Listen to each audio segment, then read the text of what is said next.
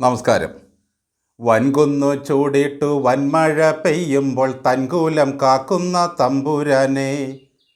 അങ്ങനെ അന്ധകാരത്തിലും പെരുമഴയിലുമൊക്കെ ഞങ്ങളുടെ കുലം കാക്കുന്ന പൊന്നു തമ്പുരാനാണ് പെരുന്നയിൽ അമരുന്ന സുകുമാരൻ നായർ.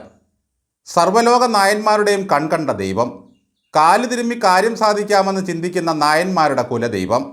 അങ്ങനെയുള്ള സർവപ്രതാപിയും സാർവഭൗമനുമായ സുകുമാരൻ നായർ ഒന്ന് കാണണമെന്നാഗ്രഹിച്ചാൽ കേരളം ഭരിക്കുന്ന മുഖ്യമന്ത്രി പെരുന്നയിൽ ചെന്ന് മുഖം കാണിക്കേണ്ടതായിരുന്നു.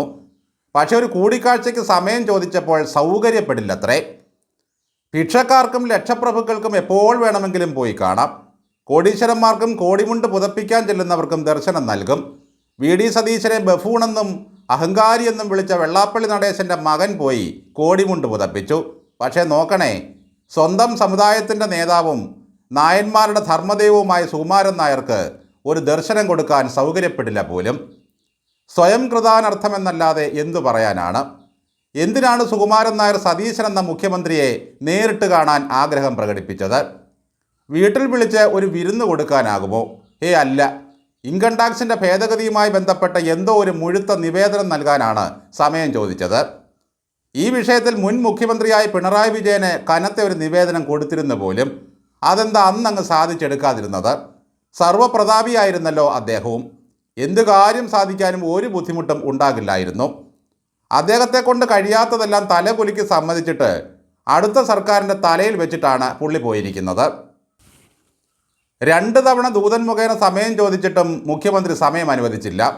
ഇന്നലെ ചങ്ങനാശ്ശേരിയിൽ നടന്ന ബജറ്റ് സമ്മേളനത്തിലാണ് സുകുമാരൻ നായർ ഈ സങ്കടപ്പെടുത്തുന്ന വാർത്ത ഡയറക്ടർ ബോർഡ് അംഗങ്ങളുമായി പങ്കുവച്ചത്. നായരുകൊച്ചാട്ടൻ ഒരു കാര്യം മനസ്സിലാക്കണമായിരുന്നു. കേരളത്തിൻ്റെ പ്രതിപക്ഷ നേതാവായിരുന്ന ഒരു മനുഷ്യനെ അഹങ്കാരിയെന്നും മ്ലേച്ഛനെന്നും പറഞ്ഞ് എത്രയോ തവണ നിങ്ങൾ അപമാനിച്ചു. അങ്ങ് മാധ്യമപ്രവർത്തകർക്ക് മുമ്പിൽ വന്നിരുന്നും ഡയറക്ടർ ബോർഡ് അംഗങ്ങൾക്ക് മുമ്പിലും അപമാനിക്കുന്ന തരത്തിൽ എന്തെല്ലാം സംസാരിച്ചു. എന്നിട്ടും പ്രായത്തെ മാനിച്ച ഒരക്ഷരമെങ്കിലും നിങ്ങളോട് തിരിച്ചു പറഞ്ഞുവോ സതീശൻ? വി.ഡി. സതീശൻ്റെ നേതൃത്വത്തിൽ UDF തോറ്റു തുന്നം പാടുമെന്നും നിങ്ങൾ ആഗ്രഹിക്കുന്നത് പോലെ പിണറായി വിജയൻ 3ാം തവണയും മുഖ്യമന്ത്രിയാകുമെന്നും കൊതിച്ചുപോയി അല്ലേ? സമുദായ നേതാക്കന്മാരുടെ തിണ്ണനിരങ്ങാൻ ഞാൻ പോകില്ല എന്ന് തൻ്റെ ഇടത്തോടെയും ആർജവത്തോടെയും വി.ഡി. സതീശൻ എന്ന നേതാവ് പറഞ്ഞതാണല്ലോ നിങ്ങൾക്ക് ഇഷ്ടക്കേട് തോന്നാൻ കാരണം. പ്രമാണിയായ നിങ്ങളുടെ കോൽത്തിണ്ണയിൽ വന്നിരുന്ന് കാല് പിടിക്കാനും കുഴമ്പിട്ട് തിരുമാനും ആ മനുഷ്യൻ വന്നില്ല. ഇന്നത്തെ കാലത്തതൊരു മഹാ അപരാധമാണല്ലോ. തെരഞ്ഞെടുപ്പിൽ 102 സീറ്റ് UDF നേടിയപ്പോഴും സുകുമാരൻ നായരുടെ അസഹിഷ്ണുതയ്ക്ക് ഒട്ടും കുറവ് വന്നില്ല. രമേശ് ചെന്നിത്തലയെയും KC വേണുഗോപാലിനെയും മുഖ്യമന്ത്രിയാക്കാനാവുന്നത്ര പണി ചെയ്തു. സതീശന് വേണ്ടി പൊതുജനം തെരുവിലിറങ്ങിയപ്പോഴും നിങ്ങൾക്ക് ഉറക്കം കിട്ടിയില്ല.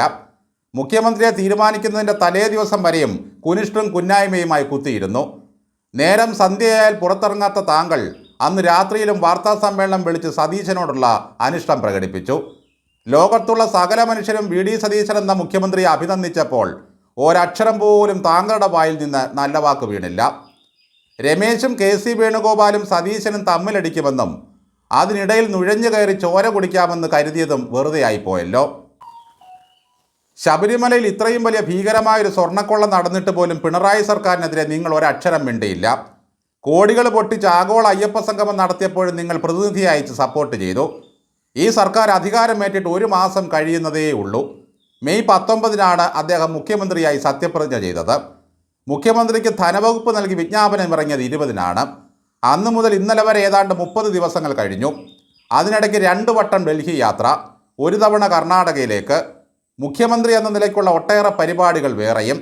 ഫലത്തിൽ വെറും 2 ആഴ്ച കൊണ്ടാണ് സതീശൻ ബജറ്റ് പോലും തയ്യാറാക്കിയത്. ബജറ്റുമായി ബന്ധപ്പെട്ട് കുറച്ച് ദിവസം അദ്ദേഹം സന്ദർശകരെ കാണാൻ കൂട്ടാക്കിയതുമില്ല. ഒരുപക്ഷെ അപ്പോഴായിരിക്കും ഈ ദൂതൻ ചെന്ന് സമയം ചോദിച്ചത്.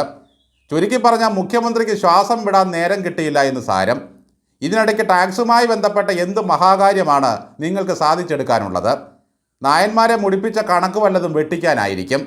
ആട്ടെ, ഒന്ന് ചോദിച്ചു കൊള്ളട്ടെ സുകുമാരൻ കൊച്ചാട്ട, ഭാരത കേസരി മന്നത്ത് പത്മനാഭൻ്റെ സ്മൃതി മണ്ഡപത്തിൽ ഒരു പുഷ്പാർച്ചന നടത്താൻ ഉപരാഷ്ട്രപതിക്ക് വരെ താങ്കളുടെ കൽപ്പന കാത്ത് നിൽക്കേണ്ട അവസ്ഥയാണിവിടെ.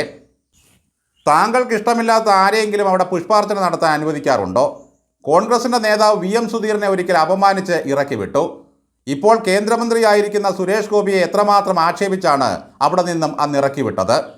പൂർവ്വ വിദ്യാർത്ഥികൾക്കൊന്നും NSSൻ്റെ ഒരു കോളേജിലും ഒത്തുകൂടാനും പഴയ ഓർമ്മകൾ പങ്കുവയ്ക്കാനും അവസരം കൊടുക്കാറില്ല.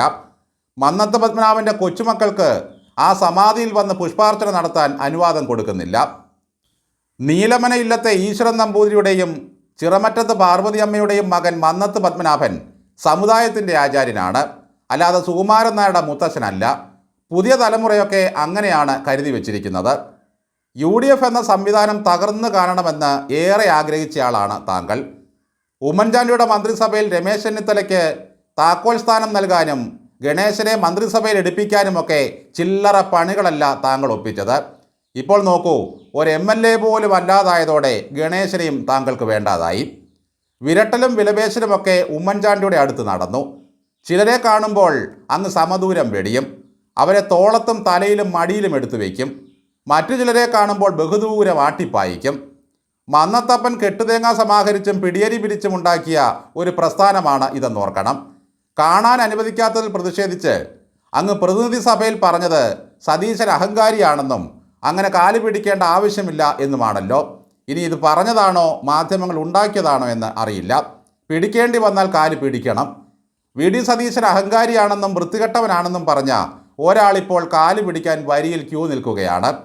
ഒരു കാലത്തും സതീശൻ കേരളത്തിൻ്റെ മുഖ്യമന്ത്രിയാകില്ല എന്ന ഒരു തലതിരിഞ്ഞ വിശ്വാസം അങ്ങേക്കുണ്ടായിരുന്നു. ഹിന്ദുമതത്തിലെ ഏറ്റവും പ്രബലമായ 2 സമുദായങ്ങളാണല്ലോ ഈ നാട്ടിൽ SNDPയും NSSും. 2 സമുദായത്തിൻ്റെയും ഡയറക്ടർ ബോർഡിൽ കുറേ മക്കുണന്മാർ ഇരിപ്പുണ്ട്. അവർ നിങ്ങളുടെ പാതാരബിന്ദങ്ങളെ സ്തുതിച്ച് പാടും, കാല് പിടിക്കും. അതിന് പുറത്തൊരു ലോകത്തെപ്പറ്റി നിങ്ങൾക്ക് അറിയുകയുമില്ല. പക്ഷേ സമുദായാംഗങ്ങൾക്ക് കാശിന് 16ആണ്. ഈ 2 പ്രമാണിമാരും എന്തൊക്കെ തിട്ടൂരങ്ങൾ ഇറക്കിയാലും അതിനെ എടുത്ത് ചവറ്റുകൊട്ടയിൽ എറിയും ഈ നാട്ടിലെ സമുദായാംഗങ്ങൾ. അതറിയാതെ പോയൊരു വിദ്വാൻ പിണറായി വിജയൻ മാത്രമാണ്. അതിൻ്റെ ഫലമാണിപ്പോൾ നിങ്ങൾ 3 പേരും അനുഭവിക്കുന്നത്. വെള്ളാപ്പള്ളിയും സുകുമാരൻ നായരും കണ്ണുരുട്ടിയാൽ കോൺഗ്രസിൻ്റെ നേതാക്കന്മാരൊക്കെ മുട്ടേമുള്ളുന്ന ഒരു കാലമുണ്ടായിരുന്നു. സുകുമാരൻ നായർ പറയുന്നത് സതീശൻ അഹങ്കാരിയാണെന്നും പണ്ടെൻ്റെ തിണ്ണ നിരങ്ങാൻ വന്നു എന്നുമാണ്. താങ്കൾ NSS എന്ന മഹാപ്രസ്ഥാനത്തിൻ്റെ തിണ്ണ നിരങ്ങി കുറേ കാലം നടന്നു. ഒടുവിൽ അതിൻ്റെ മുതലാളിയായി. ഇപ്പോഴത്തെ ഒരു വാക്കുകൊണ്ട് പോലും എതിർക്കാൻ ആളില്ലാതെ 6ാം തവണയും അങ്ങ് ജനറൽ സെക്രട്ടറി ആയിട്ടിരിക്കുന്നു.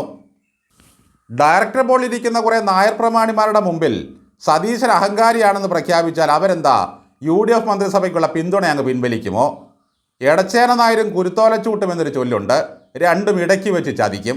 ആ ഗുട്ടൻസ് VD സതീശൻ അറിയാം. അതുകൊണ്ടാണ് അദ്ദേഹം വെള്ളാപ്പള്ളിയോടും സുകുമാരൻ നായരോടും സമദൂരം പുലർത്തി വരുന്നത്. എന്തായാലും സുകുമാരൻ നായർ നൽകിയ അഹങ്കാരി എന്ന പട്ടം സതീശന് നന്നായി ഇണങ്ങുന്നുണ്ട്. ഇങ്ങനൊരു മുഖ്യമന്ത്രിയെ തേജോവധം ചെയ്തും ആക്ഷേപിച്ചും ഇനി വരുന്ന 5 വർഷക്കാലം നിങ്ങൾക്ക് സുഖമായി സ്ഥാപനങ്ങളൊക്കെ നടത്തിക്കൊണ്ട് പോകാമെന്ന് കരുതുന്നുണ്ടോ? ഒരു പൊടിക്ക് കൊച്ചാട്ടനൊന്ന് അടങ്ങുന്നതാണ് നല്ലത്. ജഗതലപ്രതാപിയായി വാണ പിണറായി വിജയൻ്റെയും ആശ്രിതരുടെയും ഇപ്പോഴത്തെ അവസ്ഥ നിങ്ങൾ കാണുന്നുണ്ടല്ലോ അല്ലേ? അതുകൊണ്ട് ഇനിയും ചെയ്യേണ്ടത് ഞങ്ങൾക്കൊന്ന് കാണണമെന്നുണ്ട്, എപ്പോഴാകും അങ്ങേക്ക് സൗകര്യമെന്ന് ചോദിച്ച് ഒരു കത്ത് കൂടി അയയ്ക്കുക, അല്ലെങ്കിൽ ഒരു ദൂതനെ വിടുക. സൗകര്യപ്പെടുന്ന തീയതി അറിയിക്കും. എന്തെങ്കിലും തടസ്സം വന്നാൽ വീണ്ടും മറ്റൊരു തീയതി തരും. എന്തായാലും നമ്മൾ കണ്ടുകൊണ്ടിരിക്കുന്ന പല വീഡിയോകളിലും മുഖ്യമന്ത്രി ജനക്കൂട്ടത്തിൻ്റെ നടുവിൽ നിൽക്കുന്നതും നിവേദനങ്ങൾ സ്വീകരിക്കുന്നതും കാണാം. കല്ലിൽ കടിച്ചാൽ പല്ല് പോകുമെന്ന യാഥാർത്ഥ്യം ഇനിയെങ്കിലും സുകുമാരൻ നായർ തിരിച്ചറിയണം. ബഹുമാനപ്പെട്ട മുഖ്യമന്ത്രിയോട് ഒരു വാക്ക്, എല്ലാം ഇനി അങ്ങയുടെ പ്രജകളാണെന്ന തോന്നലുണ്ടാകണം. സുകുമാരൻ നായർ കൊച്ചാട്ടനെ ക്യൂബിലൊന്നും നിർത്താതെ പറ്റുന്ന സഹായം വല്ലതുമാണെങ്കിൽ ചെയ്തു കൊടുത്തേക്കണം.